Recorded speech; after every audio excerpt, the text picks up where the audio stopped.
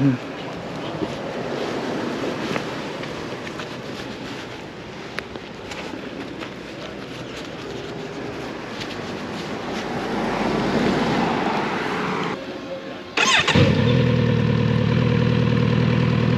YouTube viewer, g'day bikers.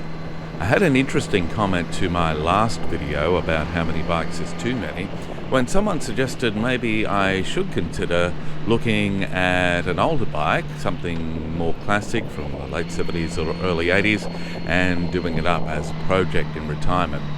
And it is a wonderful idea, something I have previously thought about a few times. This person had a Z250, a Kawasaki, that was a restoration project, and indicated how much he had enjoyed doing that bike up. And I must admit, in recent years I've thought about it a couple of times. The first road bike I ever owned, and I'd previously had dirt bikes I bought with my own money, but the first road bike I bought with my own money when I first got my license was a Honda CB250N. I think in the UK they were called the Super Dream. I bought that bike in 1980 and later gave it to my younger brother. I haven't ridden one since. I've seen a couple on the road in recent years, so I know there are some still around. And recently I saw one for sale on bike sales in Cooma, I think it was. And it looked in pretty good condition, and I thought about buying it. It wouldn't have needed a lot of work, and it could have been made look brand new quite easily. I'm not overly mechanically minded.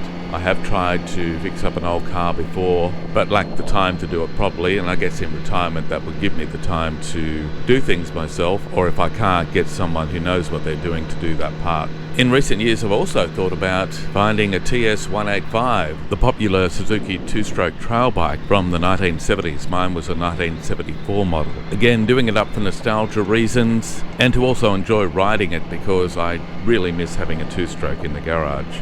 In both cases, time has prevented me from doing those projects. But as I get very close to retirement, that is certainly an option, and something to consider rather than buying more new bikes. Now, the comment also got me thinking about what other bikes might I enjoy doing up. And of course, missing and loving two-strokes, if I could find an RD350 or RD400, that would be an incredible project to get one of those bikes going and running well and listening to and smelling how great they are. I love the sound and smell of a two-stroke. Another bike I've always wanted to own and would love to have in the garage would be a Yamaha XT500 or TT500. Interestingly, in the comments to the same video, someone talked about the XT500 and suggested what a great bike that is to have. Those two bikes really kick-started the enduro and the adventure bike scene, when you think about it, and in many ways were ahead of their time. I know I used to go trail riding with a friend who had both an XT500 and a TT500, and there's nothing I enjoyed more than following him on my TS185 and hearing the thumping sound coming from the exhaust. It was addictive, and I always wished I had enough money at the time to buy one of those bikes. Another possibility, if I was to buy an older bike to do up, would be a CB754. Really the start of the superbike era, and a motorcycle that changed biking forever. But in the case of the CB754 and the XT500 for that matter, and even the RD350 or RD400, even ones that aren't in working order, are quite pricey to get your hands on these days. So it is a decision that would have to be taken very seriously.